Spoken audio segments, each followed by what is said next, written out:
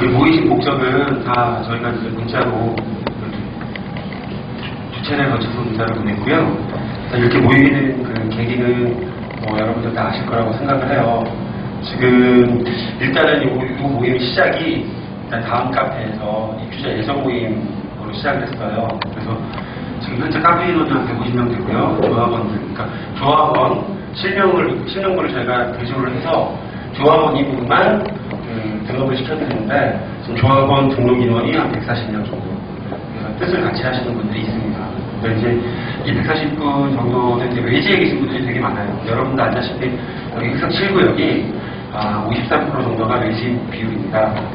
여기 내부 이 동네에 사시는 분들이 47%, 그러니까 절반 정도는 외부에 살고 절반 정도는 이 안에 사시는 분들이 있는데 저희 카페 회원들은 주로 외지에 있는 분들이 좀 많이 있습니다. 나이도 이제 50대, 60대 뭐 이렇게 구성이 되어 있고요.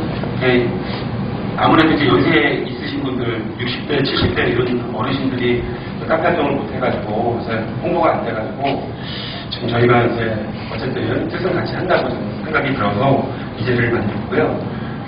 아시다시피 요번에 그 관리처분 총회가 이번 달 29일 날 불과 뭐 2주밖에 안 남았습니다. 이제 그밖에 안 남은 상태인데 관리처분 총회가 이제 의결이 되면 이제 우리가 할 수 있는 일이 너무 없어요.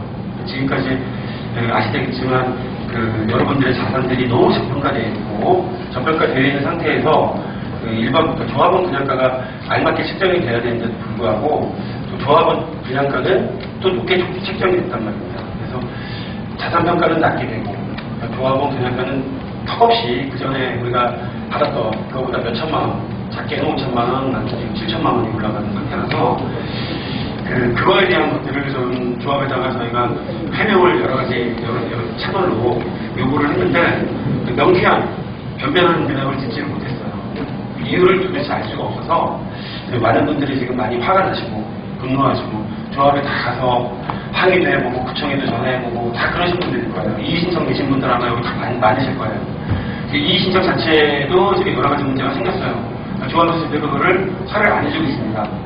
저희가 알아본 결과 그걸 이제 이번 달 10월 26일까지 처리를 해줘야 되는데도 불구하고 조합에서 지금 저희가 볼 때는 이건 정말로 제 개인적인 생각이기도 하지만 이 조합이 과연 우리 조합원의 이익을 위해서 일을 하시고 계시는지 아니면 시행사, 대리의 일을 하고 계시는지 알 수가 없어요. 너무나도 큰 의문사항들이 많습니다. 그래서 저희가 오늘 전문가들도 모시고 일단은 지금 여러 가지 일들 그런 것들을 좀 설명을 좀 드리고 의문사항 있으실 거예요. 의문사항 있으시면 전부 다 기탄 없이 한번 질문 한번 해주세요.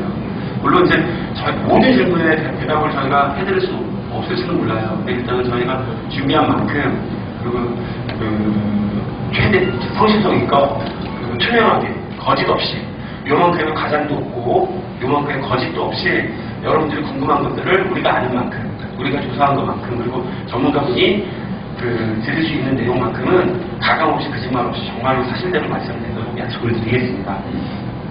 저희 일단은 이 모임을 만들면서 노력해 주신 분들이 있어요. 그래서 지금 카페를 중심으로 해서 모임을 해가지고 지금 다들 생업해 갖고 계신데 일단은 뭐 조직이라고 보면 좀 우습지만 다 조합원들이고 이 안에서 한번 열심히 뛰어서 요번에 관리처분을 어떤 문제가 있는지 또 이걸 왜 소개를 시켜야 되는지 저희가 지금 깨달은 여러 분들이 계시거든요. 그래서 일단 그분들을 간단하게 소개를 하겠습니다.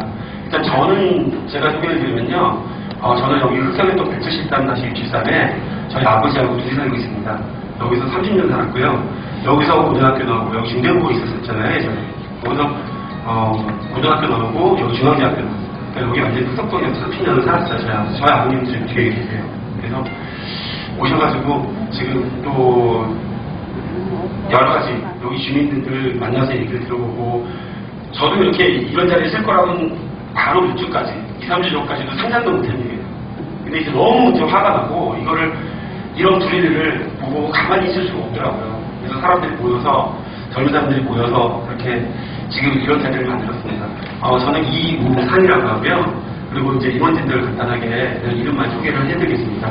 그 김철성님, 서상원님, 정준구님, 그리고 김기철님, 서동훈님, 김형준님, 이렇게 이제 저희 지금 지금 이런 자리를 만들도록 노력한 운영진입니다. 운영진도 잠깐 일어나서 좀 인사 좀 드리도록 하겠습니다.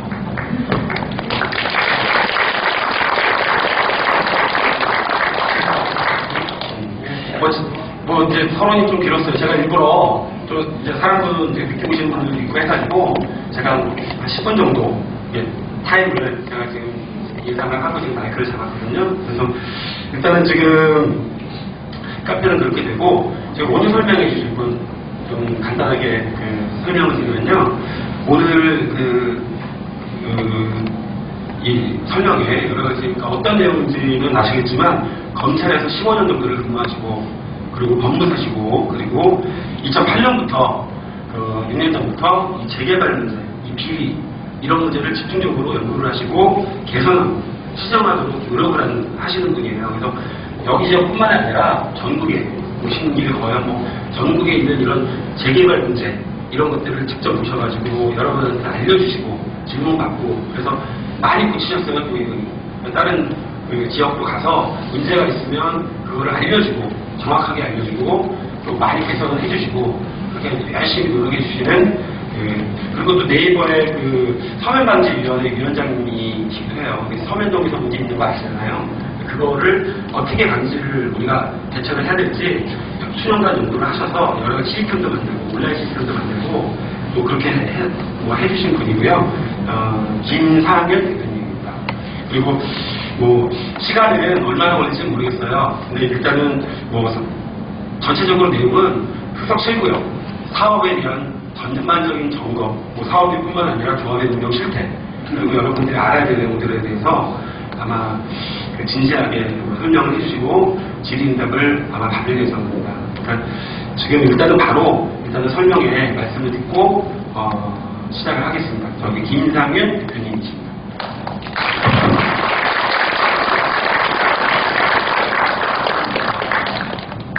안녕하세요. 김상윤입니다.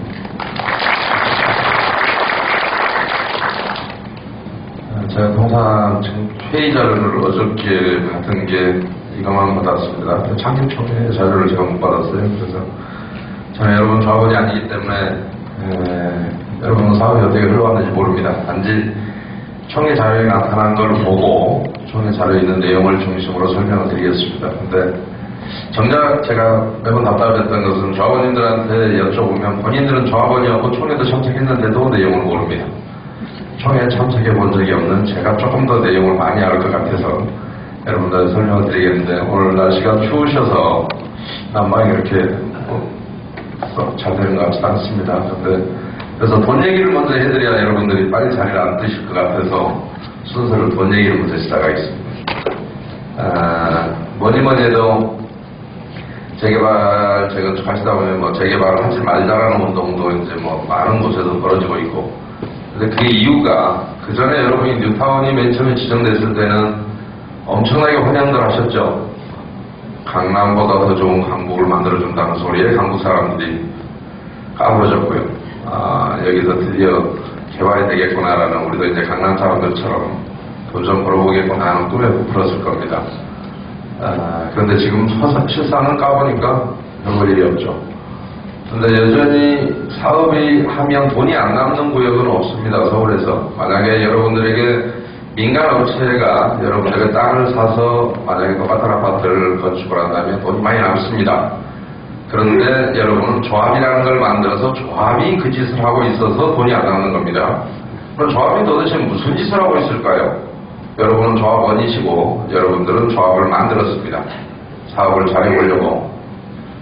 조합을 만들었으면 일반 시행자, 소위 말해서 조합이 정말 투명하게 운영이 된다면 일반 회사 조직이 사업을 하는 것보다도 더 많이 남아야 됩니다. 왜냐하면 회사는 사장이 지 마음대로 하지만 조합원 총회에서 모든 걸 의결하기 때문에 투명하게 운영이 될 수밖에 없는 구조는 돼 있습니다. 그런데 회사가 하면 많이 남고 조합이 하면 분이 남지가 않습니다. 왜냐하면 총회가 엉터리라 그렇습니다. 여러분들이 아무것도 모르고 총회에 나왔는데 총회 나오질 않죠. OS 언니들이 해주시죠. 여러분을 대신해서 여러분들은 손도 없고 발도 없습니다. 그래서 그분들의 힘을 안 빌리면 총회가 안 됩니다. 근데 그 사람이 과연 반대하라는 안내를 한 번이나 한 적이 있으며 이 안건이 무슨 내용이고 이 안건이 잘 됐는지 잘못되어 있는지도 여러분에게 단 한 번도 설명한 적이 없습니다. 그런데도 불구하고 그분들은 대한민국의 모든 조합의 총회를 아주 잘 해냅니다. 반대표는 거의 없습니다. 98% 이상 찬성표만 나옵니다. 그런데 한쪽에서는 죽겠다고 난립니다. 돈이 안 남는다는 얘기입니다. 조금 이따 여러분 감정평가에 갖고도 얘기할 텐데요. 그 부분을 질문하시면 제가 설명을 제가 먼저 할지 여러분의 질문을 하고 할지 모르겠습니다만은 돈이 왜 안 남는지, 그 다음에 여러분 조합에는 그러면 내일 모레 관리처분 한다는데 무슨 문제가 있는지를 여러분이 좀 보시면 조금 어려운 부분이라서 처음 들을 때는 대신이나 쉽게 설명드리겠습니다. 처음 들을 때는 어려운 부분이라 여러분이 다 이해를 못 하시더라도 제가 하는 내용을 두 번, 세 번 들으면 좀 이해를 하실 것이고, 아까 잠깐 사회자가 설명을 했습니다만은 제가 네이버에 카페를 하나 운영하고 있습니다.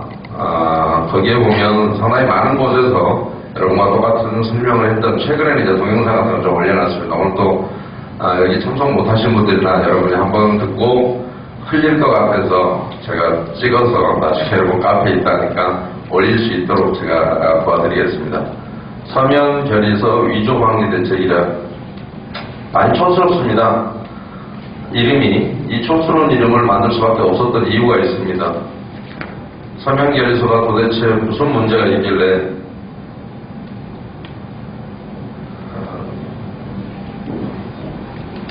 앞으로 이걸 방지하려면 어떻게 해야 되죠? 여러분이 주인공이 돼야 됩니다. 결국에는 사업이라는 것은 여러분 지금 뉴타운 사업은 여러분의 의지대로 안 했고 위에서 선물처럼 내려왔습니다. 그렇죠? 그런데 지금 그래서 여러분들은 그냥 끌려가고 있는 겁니다. 근데 이왕에 갈 수밖에 없는 사업이라면 이 구역도 반대하시는 분들이 좀 있었다고 들었습니다. 그런데 그 반대 해산동에서는 뭐 먹기가 어렵습니다. 서울시 같은 경우는 거의 잘 안 됩니다. 왜냐하면 외부의 투자자들 마지막에 꼭대기 잡으신 분들이 있기 때문에 그분들 입장에서는 뉴타운이 해제되면 오히려 손해가 많거든요. 그래서 너무 맨 처음에 가쇼가 있었고 좀 부풀려진 게 있었기 때문에 그래서 이왕에 가려면 이제는 끌려가지 말고 여러분이 주인공이기 때문에 스스로 가라라는 말씀을 드립니다. 스스로 가기 위해서는 어떻게 해야 되는지, 그 다음에 아까 감정평가에 나타났다 말씀 많이 하신 너는 저기랑 똑같은 얘기입니다. 근데 그것도 사실 별 의미가 없는 얘기입니다. 평가가 높으면 뭐하고 낮으면 뭐할 겁니까? 현금 청산하는 사람들한테는 의미가 있습니다만은 조합원들에게는 높든 낮든 그다지 큰 의미는 없습니다. 이따가 그건 자세히 설명을 드리기로 하고요. 그래서 여러분들 종전평가액이 한 2,500억 정도 되는 것 같습니다. 오늘 제 설명을 통해서 여러분이 한 250억만 사업비를 아낄 수 있다면 여러분의 비례율은 정확히 10%가 올라갑니다. 지금 비례율이 뭐 90 몇 프로인가요? 98인가 뭐 이렇게 돼 있죠. 110%까지만 올라갔으면 좋겠다라는 생각을 해봅니다. 그러려면 돈을 아무리 많이 벌어도 그만큼 써버리면 쌓이지가 않죠. 그런데 돈을 조금 벌더라도 전략하고 저축하면 부자가 될 수 있습니다. 자, 여러분한테도 아무리 좋은 아파트가 여러분이 가격을 인위적으로 못 올립니다. 이제 똑같은 아파트들이 많이 생겨나기 때문에 앞으로의 부동산 경기는 뭐 그다지 밝지 않다는 게 전문가들의 의견입니다. 그런데 여러분 아파트만 따로 가격을 올릴 수 없듯이, 그렇다고 이제는 좋으나 싫으나 서울에 살면 결국 아파트에 살아야 될 것 같습니다. 왜냐하면 뉴타운 아닌 데가 거의 없거든요. 이제 다 쓸고 아파트를 지을 텐데 굳이 뭐 헌집에 살고 싶다면 서울 인근 도시 죽어도 개발 안 되는 성남 같은 데 가시면 될 겁니다. 거기 이익이 안 나니까 공영개발 방식 외에는 누구도 업자가 달라들지 않습니다. 그래서 안 합니다. 성남은. 그런데 여러분한테는 이걸 지정하고 업자가 달라들었다는 얘기는 돈이 된다는 얘기입니다. 누군가에게는 돈이 되고 다만 여러분에게만 돈이 안 되는 경우가 있을 수 있습니다. 그래서 사업비를 좀 절감하지 않는 한 여러분들에게는 돈이 안 될 것이고, 그렇다고 이미 뉴타운을 가고 있다면 기존의 아파트값이 앞으로 떨어질 것이다. 그런데 아파트만 떨어지니까 기존 주택 가격도 떨어집니다. 어차피 앞으로 이제 주택 수요가 지금 많이 공급이 늘었기 때문에 그렇습니다. 예를 들어서 아파트만 떨어지고 주택은 올라간다 그러면 주택을 갖고 계셔야 되겠죠. 근데 그 하시고 없던 년 1월 31일이 이제 끝이라서 그래서 오늘은 사업비 절감 방안에 대해서 조금 말씀드리고 여러분 조합은 과연 그걸 어떻게 해왔는지 이번에 관리처분 계획 총회하신다고 하는데 여러분이 보고 있는 건 관리처분 계획서가 아닙니다. 미안하지만 이건 가짜입니다. 가짜라고까지는 안 하는데 코끼리로 얘기하면 여러분 코끼리 꼬리 정도를 지금 보고 있는 겁니다. 전체를 보지 못하면 이 금액이 왜 나왔는지 여러분 보시면 아시겠습니까? 사업비가 3,798억이 들어간답니다. 요만 보면 그 정도 들어가겠거니라고 짐작이 됩니까? 3,798억이네요. 그러면 불과 엊그저께 사업식 인가를 여러분이 총회를 했죠. 그때가 언제였냐면 2013년도에 하셨나요? 사업식 인가를 위한 정기총회.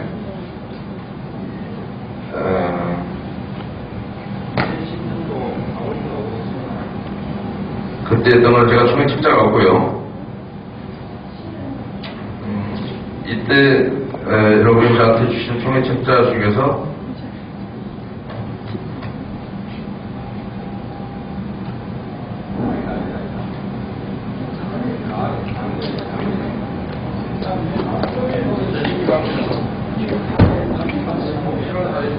(2013년 7월 4일에) 했던 총회 때는 사업비가 3,203억이라고 했습니다.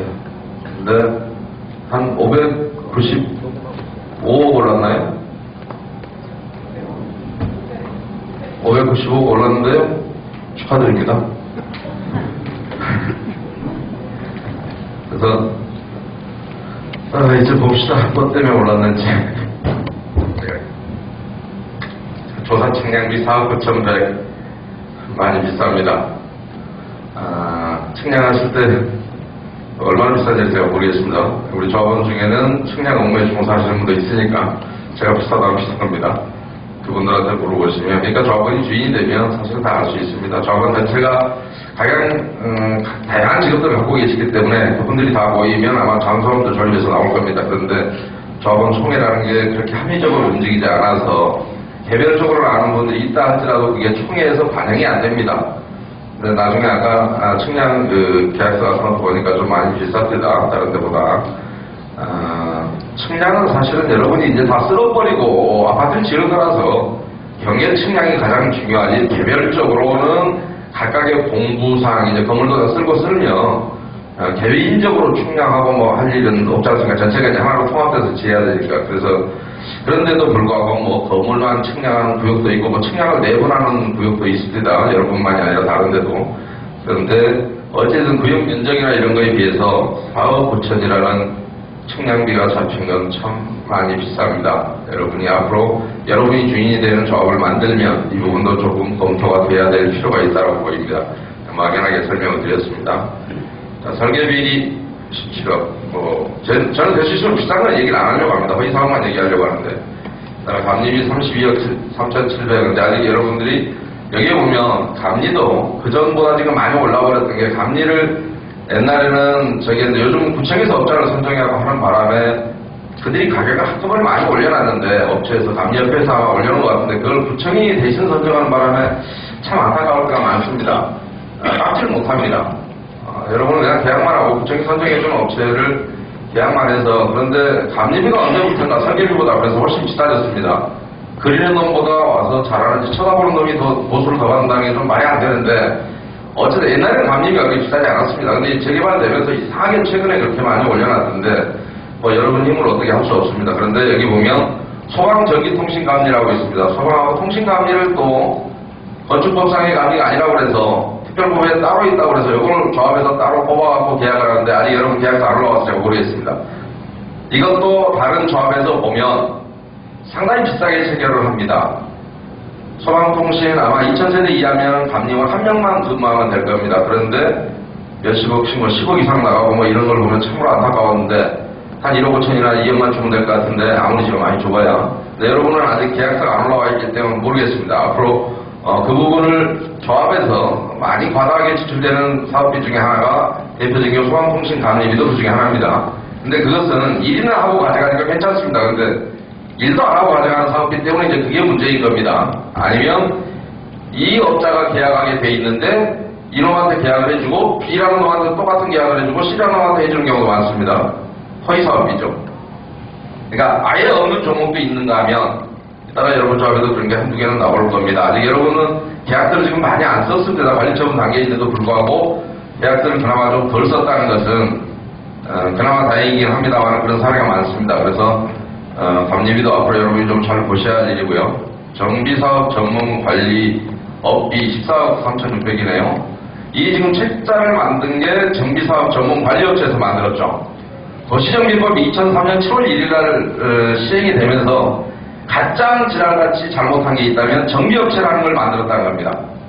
그 전에는 컨설팅 업체 그래서 그냥 건설교통부 당시에 거기에다가 그냥 등록을 하고 혹시 조합에서 스스로 못하면 도와주는 업체들이 있긴 했었습니다. 그런데 그다지 수수료도 비싸지도 않았습니다. 그런데 정비사업 전문관리업제도라는 걸 만들면서 대한민국은 항상 이런 게 있습니다. 자격살이 하면 잘할 거라고 생각을 합니다.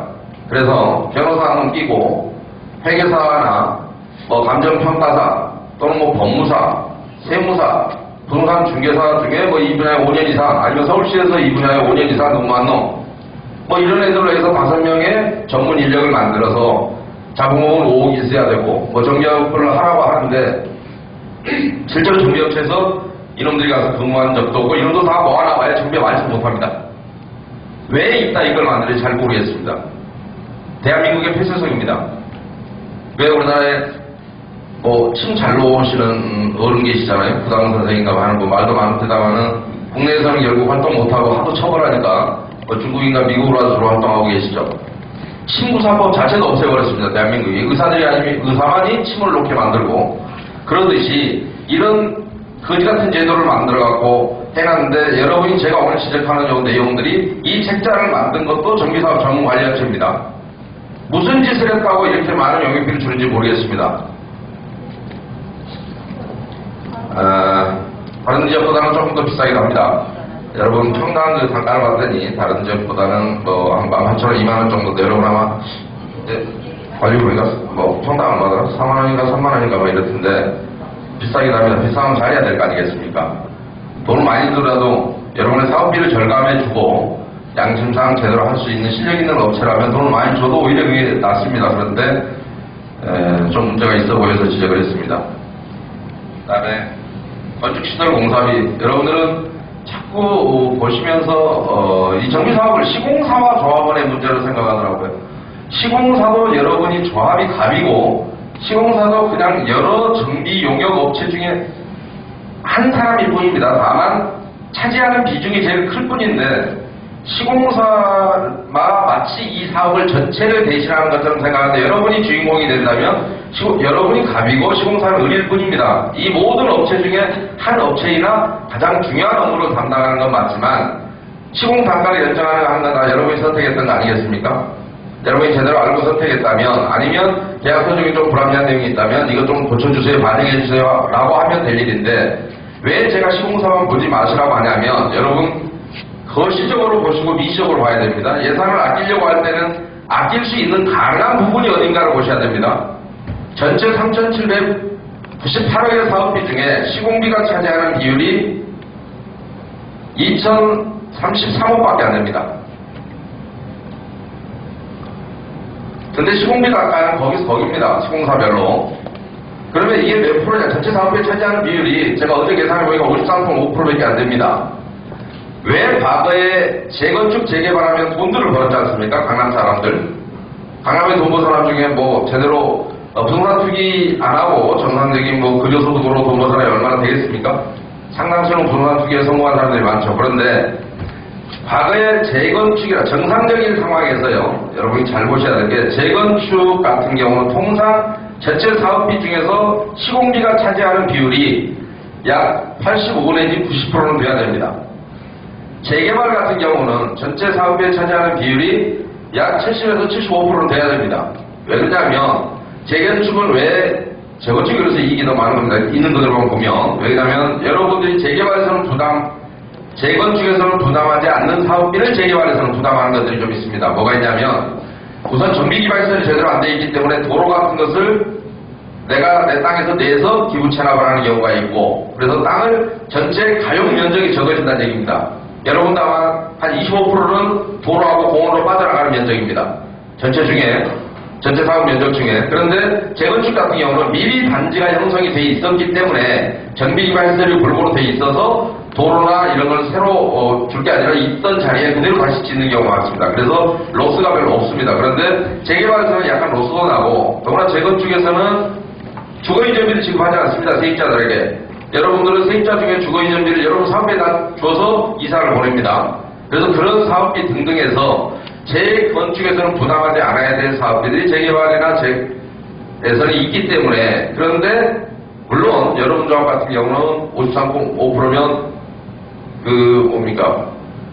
일부. 그런데 현금 청사 비용이 들어가 있긴 합니다. 현금 청사자가 꽤 많더만요. 이 조합 같은 경우 500억이라겠다, 560억이라도 670억이라도 뭐가 진실인지를 잘 모르겠습니다. 여러분한테 보여주질 않았기 때문에. 그것도 지금 숫자가 막 100억 정도가 왔다 갔다 합니다.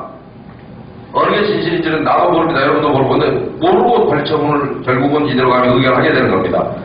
그런데 이제 그거는 이따가 설명을 드릴 거고요. 왜 그런지. 그런데 어쨌든 53.5%라는 것은 시공비만 보지 말라라고 제가 말씀드린 그겁니다. 시공비는 기껏해봐야 이겁니다. 그래서 나머지 사업비에 대해서 여러분이 과연 이 금액이 타당한지를 검토를 해보시고 의결을 하셔야 된다는 얘기입니다. 그래서 그 다음에 인입공사비 12억이 있습니다. 가스전기 인입이라고 되어 있습니다. 그런데 단지 내 인입공사는 여러분의 시공사의 도급계약 범위 내에 포함되어 있습니다. 단지를 예를 들어 이게 하나의 단지다 그러면 여기 한번 세울 때 안에 전기, 가스, 수도관 다 배관하고 시공사를 한꺼번에 합니다. 이건 단지 내 인입이라고 합니다. 그러면 여기서 인입공사를 12억 잡아놨다는데 근거도 없고 아무것도 없습니다. 그러면 최소한 여러분들에게 관리처분을 의결을 하려고 하면 단지 외에 인입 얘기합니다. 되게 이럴 때 여기서 인간이 끌고 오는 돈이라고 합니다. 그러면 기존에는 여러분 전기 안 썼나요? 기존에 수도 안 썼습니까? 가스 안 썼습니까? 그러면 만약에 500세대 물량밖에 여기가 없었다. 수도관 시설이. 그런데 여러분이 천세대로 늘어나면서 수도관을 기존에 500mm관에서 1000mm관으로 바꿔야 한다. 물론 이럴 때 비용이 약간 발생할 수도 있고, 그런데 이거는 원인자 부담금. 그래서 한국수도공사가 수도는 서울시에서 관할하고 있기 때문에 서울시가 자기가 그 비용을 부담하고 여러분한테는 부담금을 앵깁니다. 그러니까 여러분이 특별히 정리할 필요는 없는데 그런 경우가 있을 수는 있고, 단지 외에 인입이라는 택지개발지구 같은 데서는 주로 많이 있습니다. 인입공사비용이 꽤 나옵니다. 왜냐하면 허허벌판에다가 산에다가 아파트 단지를 조성했는데 전기랑 가스를 저쪽에서부터 끌고 오니까 그 비용을 내가 물고 끌고 옵니다. 실제로. 그런데 서울 같은 데서는 대부분 기존에 이 정비기반시설이 들어와 있었습니다. 단지 세대가 좀 늘어나거나 하는 것들이 있고, 이것이 단지 내에 이게 어느 정도 가능해야만이 사업적 인가를 내줍니다. 그런데 과연 단지 외에 인입공사비가 12억이 들어갈 것이 있는지 잘 모르겠습니다. 근거가 없고 여러분한테 단 한 번도 지금까지 통해를 하면서 설명된 적이 없습니다. 단지 제목하고 돈만 있는데 잘 보셔야 됩니다. 이런 게 하도 조합에는 많아서 그렇습니다. 그러니까 과연 이걸 보시면 여러분이 어떤 근거로 산출했고 왜 12억을 이주관리처분이 통과되면 여러분이 이 돈을 다 내는 겁니다. 일단 내놓고, 근데 대부분 안타까운 게 뭐냐면 조합원들이 돈을 내놓고 나면 과연 내 돈이 합당하게 쓰였는지 계산해보자고 가는 사람이 한 명도 없습니다. 집만 지어주면 끝납니다. 조합이 무슨 짓을 해도 여러분은 검증을 잘 하지 않습니다. 다른 조합들이 그렇습니다. 여러분은 잘 하실 걸로 보고, 여기 일요일날 일부러 나오신 거 보면 앞으로 잘 하실 것 같고요. 그래서 이 인입공사비도 조금 정확한 설명이 없다는 얘기고요. 그 다음 국공유지 불화 220억입니다. 이 부분 설명할 때 여러분이 좀 제가 얼마나 쉽게 설명드릴 수 있을지 모르겠습니다만은, 자, 220억인데요. 사업시행 인가대를 봐야 됩니다.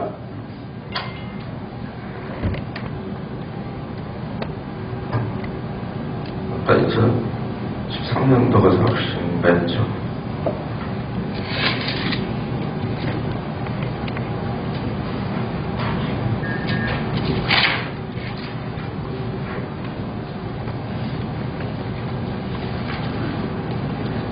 사업시행 인가 때 국공유지가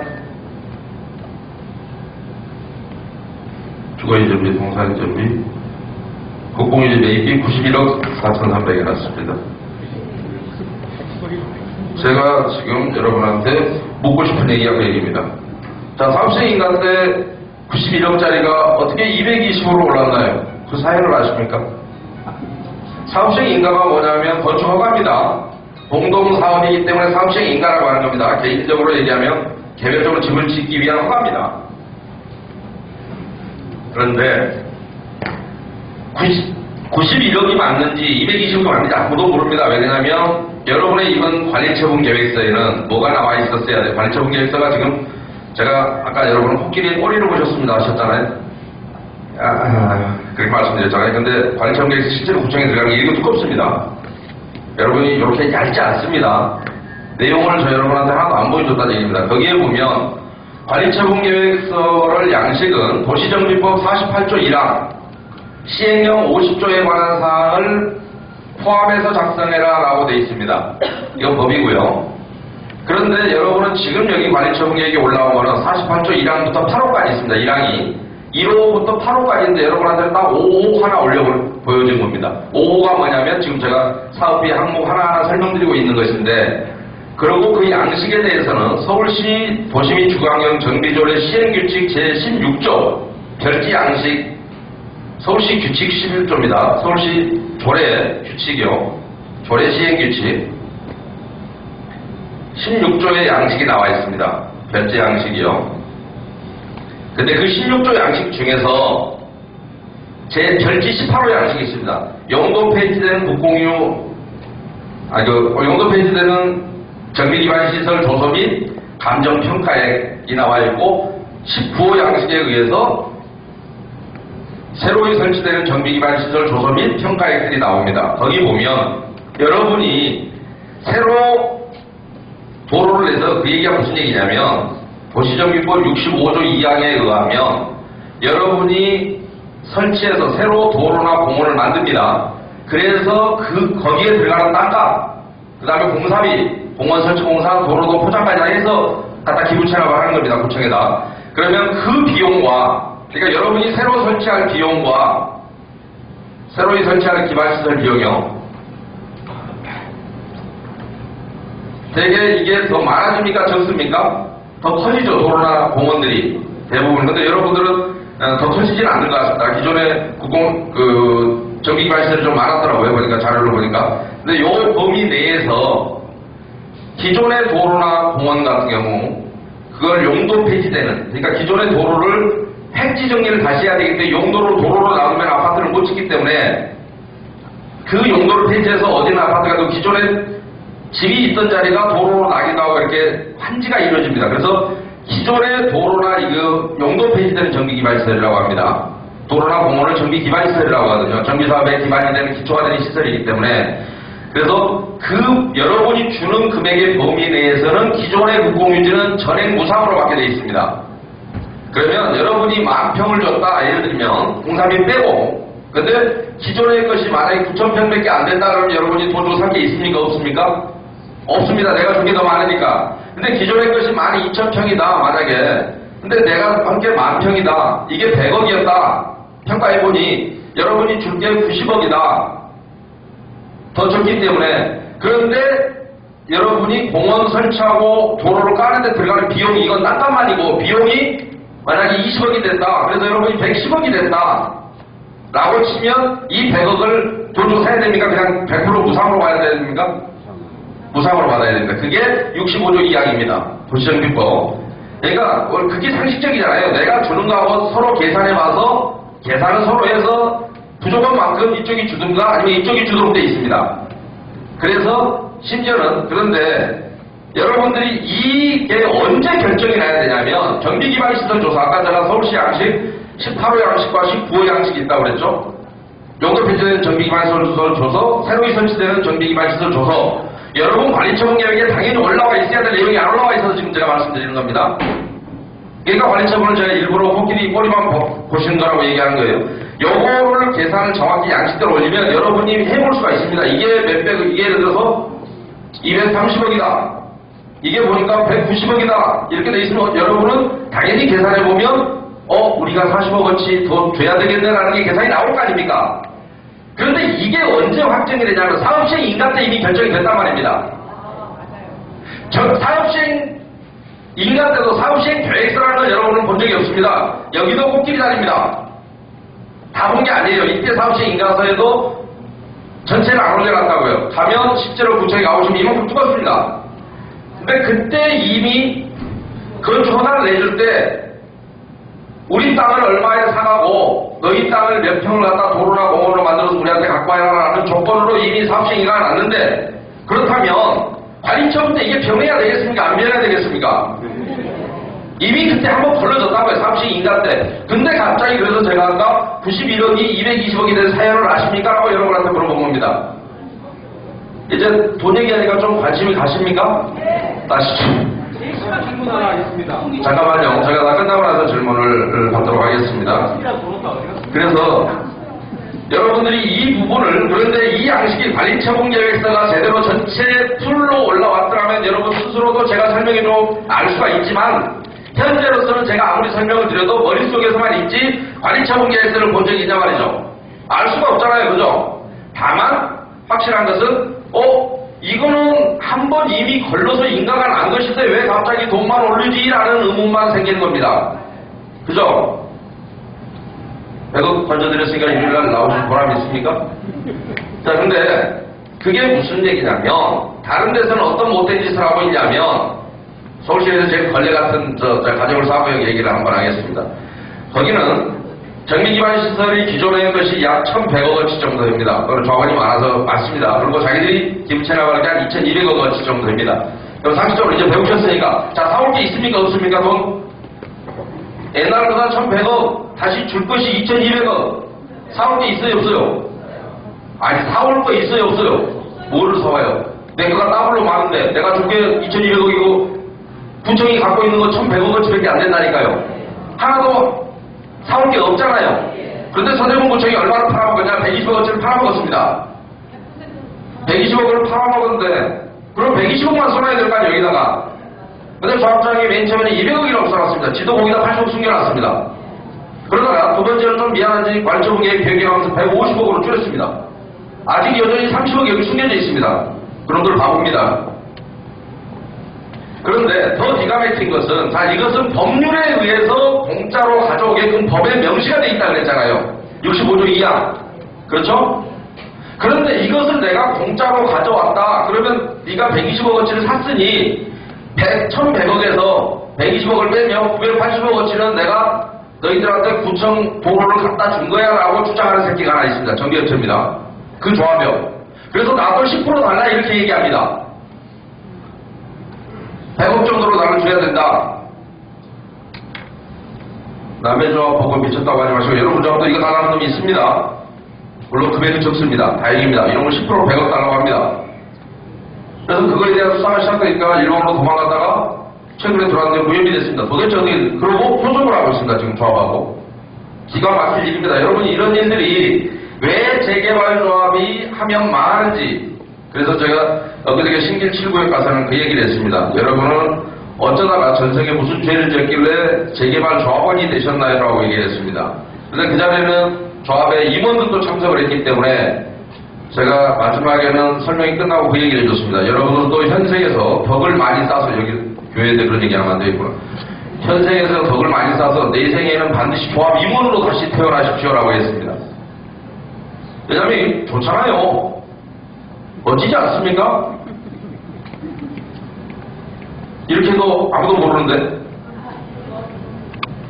그래서 그런 부분이, 여러분이 그래서 국공유지 무상양도 용역이라는 용역이 작년부터 생겨나고 있고, 서울시 클럽에다가 조합이 버젓이 광고를 올립니다. 국공유지 무상양도 용역계약 업체를 선정하겠다. 서울시청 정신 나간 놈들입니다. 클럽 시스템이라는 걸 만들어 놓고 여기에 불법 광고를, 내가 만든 사이트에 불법 광고가 올라오는데 가만 놔둡니다. 그런 것들이 무슨 정비 사업을 기획하고 시행하고 정책을 시행하고 미친놈들입니다. 그래서 예를 들면 이런 것과 같은 법률에 정해진 대로 하는 것인데, 65조 2항이요. 만약에 저에게 누군가가 대한민국의 정체가 뭐냐라고 용역비를 주고, 그래서 제가 가만히 있다가 용역비를 받아 챙기고 한 3개월쯤 있다가, 대한민국은 정체가 뭐냐면 민주공화국이다. 헌법 1조를 베껴서 딱 내고 용역비를 받았다 하면 이게 용역으로 보입니까? 용역을 줘야 될 거냐고요. 법률에 나와 있는데 무슨 별도의 용역이 필요합니까? 그렇죠? 그리고 이런 정비기반 시설을 평가하는 놈은 누굽니까? 감정평가사가 따로 있다고요. 그놈이 평가를 해놓으면 법에는 무상으로 줄 거 안 줄 것이 딱 법률에 정해져 있기 때문에 평가만 하면, 근데 평가는 시켜야 되겠잖아요. 근데 그것을 구청과의 협의해 온다라는 용역을 별도로 줄 필요가 있습니까? 없습니까? 그리고 국공유지 무상양도에 관한 것은 정비업체가, 아까 그 똑똑한 정비업체 여러분 14억이나 주고 고용한 그 정비업체가 하는 일 중에 하나라고요. 왜 그러느냐? 사업시행계획서를 만드는 놈도 정비업체요, 이 관리처분계획서를 만드는 놈도 정비업체이기 때문에 이 속에 포함된 내용이잖아요. 이거 사올지 말지가 아까 양식도 18호 15 양식이 관리처분계획서와 사업시행계획서의 양식이라고 말씀드렸잖아요. 일부 양식이라고. 그런데 국공유지를 무상으로 갖고 온다. 아까 가져오는 10% 먹겠다 했지만 여러분은 10%는 안 됩니다. 몇 천만 원밖에 안 됩니다. 그것을 용역업체라고 별도로 선정한다면 그 미치는 것이죠. 그렇지 않습니까? 삼계탕 드시고 나왔는데 15,000원 지급했더니 갖다 불러 세워서 다시 밥하고 안에 있는 밥값 내라 그러면 기분 좋습니까? 그 포함된 거 아닙니까? 거기에 이미. 그랬더니 어떤 사람은 이렇게 얘기할 수 있다. 한자를 많이 아시는 분은 돈을 내고 올지도 모릅니다. 왜냐면 야 이놈아 삼계탕이라고 그러면 삼하고 닭하고 국물밖에 더 있냐? 여기에 밥도 들어가고 대추도 들어가고 대추, 밤, 쌀도 들어갔는데 조율, 미 값 따로 내라 이러면 이체는 맞는 것 같은데 뭔가 기분이 더럽잖아요. 우리가 관행상 삼계탕 다 포함되어 있었지. 그런데 여러분은 계약서 중에 다 포함이 돼 있었어요. 정비업체 계약서 불러드릴까요? 집에 가서 뽑아보세요.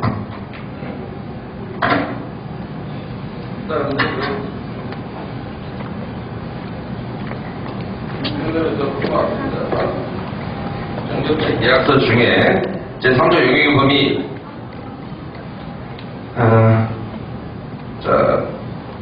사업시행과 관련 업무 중에 무상 양도 양수되는 기반시설이란 감정평가 업체의 업무 지원, 집값 뭘 지원해요? 업체가 다 하는 것이지. 말은 입구에서 나왔어. 기반시설 설치비 및 임대 아파트 가산비 산적 업체의 업무 지원, 이건 다 그냥 따로 있어요. 뭘 지가 지원해요? 서울시, 그다음에요. 뭡니까? 세입자 현황조사 및 주거이전비 신청 등의 접수 업무 대행, 이런 것도 정비업체를 한다고 제가 다 돼 있어요. 그런데 여러분 입주관리업체 8억 3천짜리 계약도 있습니다. 산무개발이라는 업체요. 이 계약들을 하면 지가 다 하는 업무예요. 정비업체가. 자, 그 다음에 사업시행 계획서의 작성 대행, 관리처분 계획인가 업무 중에는 아주 깨알같이 많은데 그 중에 아까 제가 지금 설명드린 국공유지 매입 관련 서류 작성 및 관리처분과의 협의 대행, 협의 누가 한다고요? 지가 한다고요. 뭘 협의를 해요? 법에 나온 대로 하는 것이지. 지가 뭐 협의 잘하면 구청이 그냥 더 줄 건가요? 어찌됐든 정비업체 업무의 고유 업무에 여러분의 계약 조건에다 포함이 돼 있는 것이고 그것은 당연한 겁니다. 그런데 이따가 계약서를 제가 보면 설명드리겠지만 여러분은 국공유지 무상 양도 용역 업체 계약이라는 별도 업체와의 계약서가 있습니다. 그러면 그 계약이 있었으면 돈이나 안 올라가야지. 뭐 이거 올라간 이유도 모르겠는데 뭐 용역업체가 또 있다니 이거 해주고 돈 받아먹는 놈이 속 상하요 안 상하요? 속이 안 상하요? 넘어갑시다. 그 다음에 손실보상비 건축물 뭐 110억, 117억, 토지 550억, 그러면 660억 정도가 있네요. 그죠? 청산 금액이 뭐 668억인가요? 668억이라고 돼 있는데 이걸 668억인지 여러분 압니까? 관리처분 계획 중에는 서울시 별지 양식 제17호 양식일 겁니다. 아마도 현금 청산 및 명세라는 게 있습니다.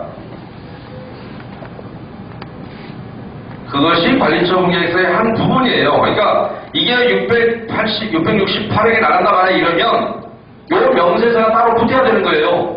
그래서 개똥이한테는 토지값이 얼마, 건물값이 얼마에서 얼마가 나간다면서 이 합의 쭉 해서 668억이 돼야 되는 겁니다. 이 명세서가 있어야 될 거 아니에요. 제목하고 돈 총괄표만 해놓으면 여러분이 압니까? 방법이 없죠? 그러니까 왜 제가 이 말씀을 드리느냐, 많은 조합이 이건 쏙이거든요. 아무리 계산해봐도 예를 들어서 뭐 120억밖에 안 되는데 뭐 148억이라고 잡아놓는다든지, 그러면 여러분은 돈을 냈기 때문에 다 죽어도 조합에는 그 돈이 남아있겠잖아요. 차액만큼. 내가 이렇게 정확하게 잡아놨는데 정확한 명세서가 없단 말입니다. 어떻게 조합을 믿으십니까? 여러분이 주인공 아닙니까? 그래서 현금청산 명세가 안 붙어있는, 그래서 제가 코끼리의 꼬리를 여러분 보고 계셨다라고 말씀을 드린 겁니다. 참고로 부가현 1-3구역을 가시면 1200억, 현금청산 금액이 1600억 되어 있습니다. 거기는 사업성이 지나가서 다 많이 현금청산 떠났는데, 그런데 실제로는 1200억이랍니다. 400억을 더 지급했대요. 누가요? 사무국장이 그랬답니다.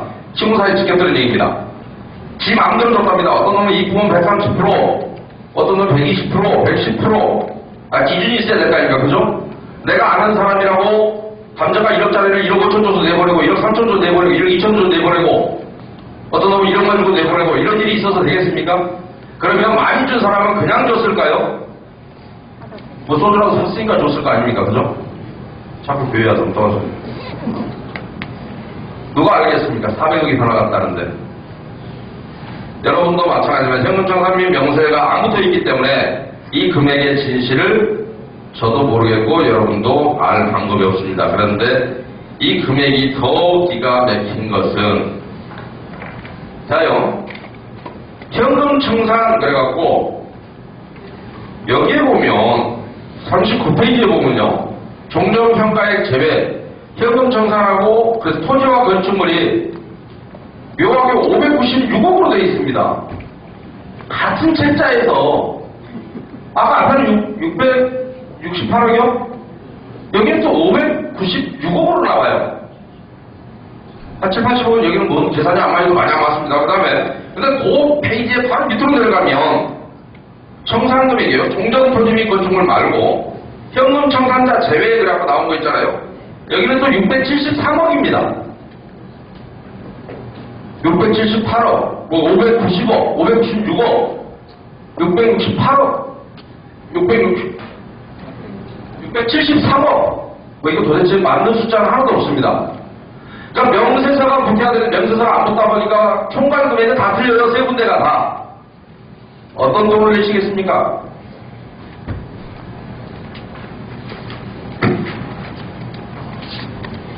자,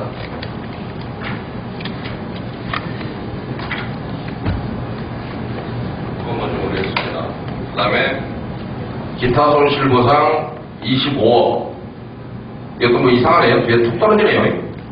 게으르게. 다른 것은 정확한 것처럼 올라가고 뭐 원단이 쓰지도 않는데 뭐 원단이까지 써놓은 것도 있더만. 그 다음에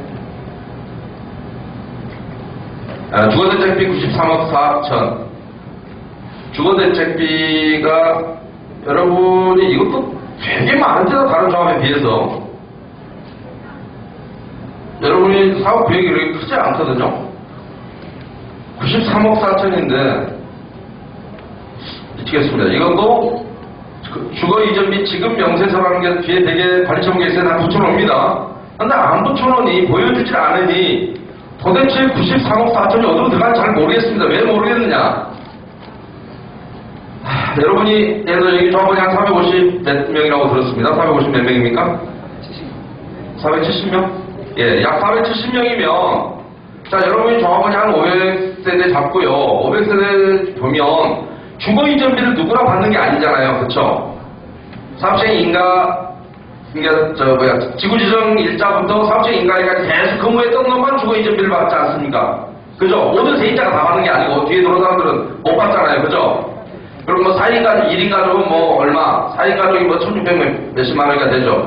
그러니까 가족 수에 따라 틀리고, 근데 그래서 전체가 무조건 세입자라고 해서 다 2, 3일 주거 쫓아내는 게 아니라 여기에 해당되는 사람이 있다고요. 그러니까 지구지정 될 때부터 지금까지 쭉 거주해 있는 사람, 중간에 간 사람도 해당이 안 되고, 또 중간에 들어온 사람은 해당 안 되고, 그런데 93억 4천 이렇게 많았을까? 여기에 지급 대상자가 전 세대를 가지고 있는 것도 아니고.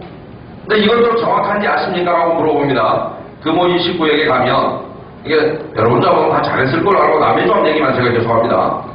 금호 29에게 가면 이거를 안전에서 맨 처음에 관리처분하는 바람에 사업주행 인가하는 바람에 제가 무효소송에서 막상 내려갔거든요. 사업주행부터 시작해서 관리처분까지 다 무효입니다. 여러분하고 똑같이 비슷하게 생긴 거예요. 그랬더니 다시 이제 다 정해서 총회 자리에 올라왔습니다. 근데 또 속입니다.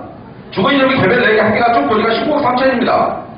3천 뭐 300 얼마 이렇게 하고 끝들이 돈까지 뭐 영원 이렇게 있어요. 그런데 앞에 요 총괄표에는 또 27억 이렇게 들어옵니다. 미친놈들이 여기서도 7억 7천 또 속입니다. 그러니까 안 보여줬다고 무효라고 소송해서 이겨놓으니까 그러면 보여줄게 했는데 이 개별 내가고 또 한 개를 또 틀리게 해놓습니다. 어느 조합이나 그런 짓을 많이 합니다. 그러니까 여러분 조합은 뭐 내역서 없으니 993억 4천이 맞나요? 근데 여기가 아까 주거이전비가 19억 3,300을 들어갔던 동네가 금호 29역인데요. 여기는 조합원 규모가 360명입니다. 그러니까 여러분하고 규모를 비교해보시면 제가 왜 비싸다 했는지 93억 이 동네는 이렇게 많이 나가요? 이 동네는 아예 오면 그냥 붙박이로 살았던 사람들이 이렇게 많았나요? 라고 물어보고 싶은 거예요. 다른 구역에 제가 하도 많이 봐봐놔서 자세한 건 모르지만 어느 정도의 조합의 규모면 어느 정도 주거이전비 나오더라라는 건 대충은 상정이 돼 있거든요.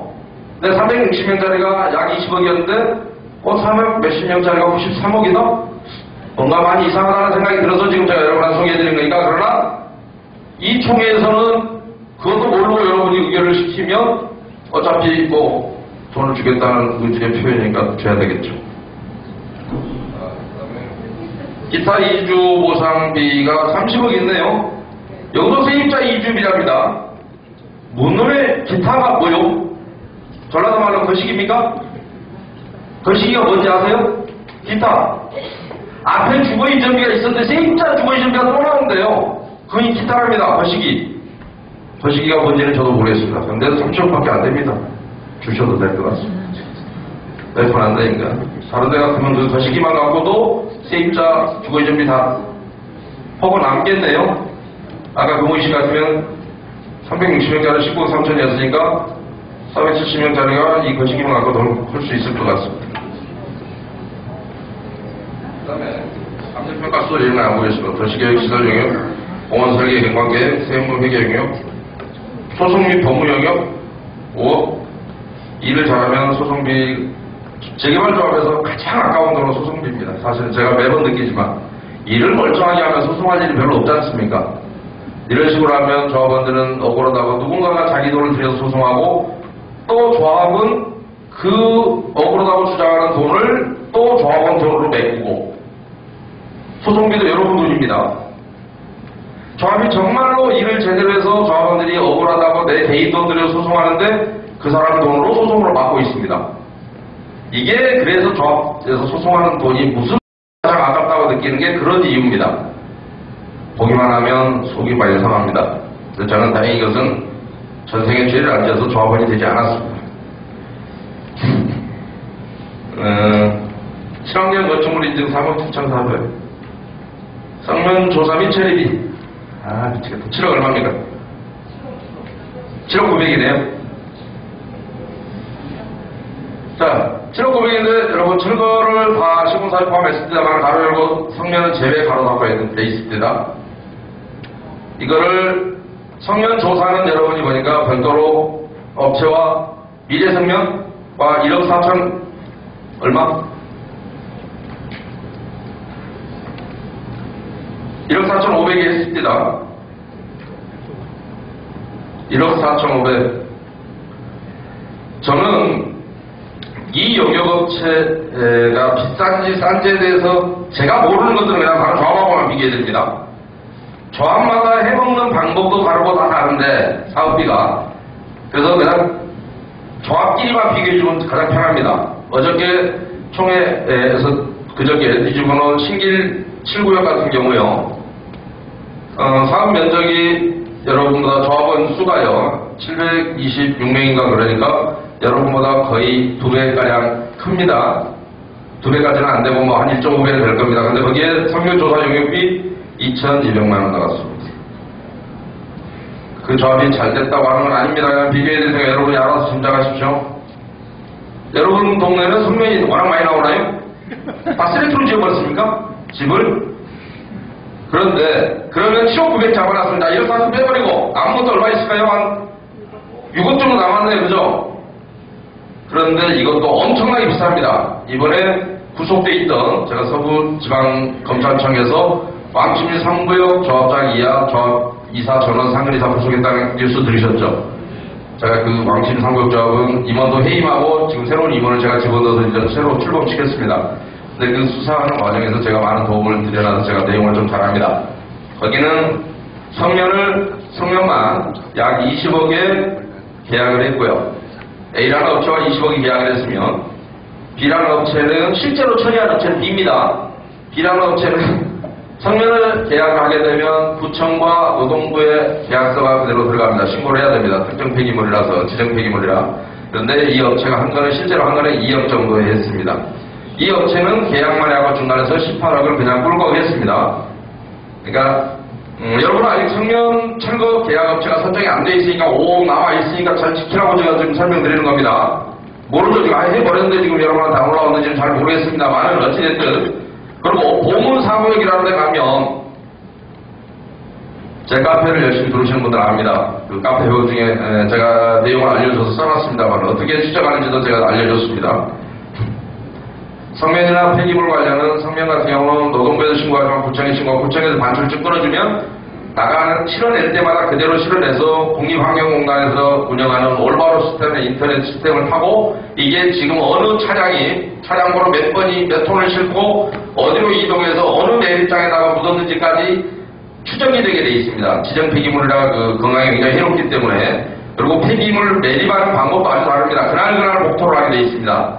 한정된 같은 지정 폐기물에도 성면은 따로 모아서 한쪽에다 하고 그날 작업이 끝나면 무조건 그날 덮어야 됩니다. 성면이 날리지 않도록. 그래서 굉장히 세심한 주의를 필요로 하는데 자, 성면은 대신에 따로 분리 배출해야 되는 경우는 전체 함량이 1% 이상일 때 따로 배출합니다. 만약에 1% 이하가 되면 일반 폐기물과 같이 배출해도 별 법규상 지장이 없습니다. 그런데 여러분이 조금 빠르신 분들은 계산해 보십시오. 여러분 집이 어떻게 지어졌나, 슬래트 지붕으로만 만들어진 것인지, 슬래트가 주로 성면이고 상가 같은 데 가면 그 위에 그 벤조라고 그러나요? 천정 마감재 이런 것들이 성면으로 많이 되어 있습니다. 옛날 집들 간혹 벽체 같은 경우도 성면으로 시공하는 경우가 있습니다. 요즘 잘 안 하죠. 아주 성면이 해롭다는 게 이제 알려져서. 그런데 그러면 여러분 사업 면적하고 계산해 보시죠. 약 5억인데 이 보문사업 같은 경우는 아주 조그만 구역입니다. 조합은 200몇 명인데 성면에서 얼마를 뽑아먹었냐? 여기 뽑아먹은 것도 얘기했죠. 13톤 나왔습니다. 구청의 통당 처리비를 보면 50만원 돼 있습니다. 운반비 톤당 25만원, 그 다음에 매립비 25만원에서 1,300만원 정도 26톤이니까요.